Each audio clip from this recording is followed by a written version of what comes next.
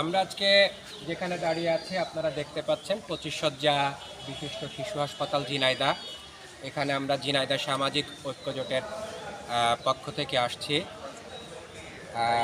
এই হসপিটাল সচল রাখতে ডাক্তার জামিল সহ আরও যারা অক্লান্ত পরিশ্রম করে যাচ্ছে, মূলত তাদের সাথে কথোপকথনে আমরা জানতে পেরেছি যে সরকারি হাসপাতাল হওয়া সত্ত্বেও আমলাতান্ত্রিক কিছু জটিলতা আছে, যে কারণে 20 লক্ষ লোকের বসবাস এই ঝিনাইদহে, সেখানে লক্ষ লক্ষ শিশুর জন্য মাত্র 25 শয্যা বিশিষ্ট এই হাসপাতাল, সেটা যদি চালু হওয়ার পরেও খুঁড়িয়ে খুঁড়িয়ে হাঁটে, এটা হবে ঝিনাইদহবাসীর জন্য অনেক দুঃখজনক একটা ব্যাপার। যে কারণে আমরা সামাজিক সংগঠনগুলো মনে করছি যে এই আমলাতান্ত্রিক জটিলতা কাটাতে এই শহরে যারা রাজনীতিবিদ আছেন, জেলা প্রশাসক আছেন, সিভিল সার্জন আছেন, সংশ্লিষ্ট আরও যারা আছে, তাদের প্রতি আমাদের আহ্বান থাকবে, অনুরোধ থাকবে, কোনোভাবেই যেন এই হসপিটালটার চিকিৎসা সেবা বাধাগ্রস্ত না হয়।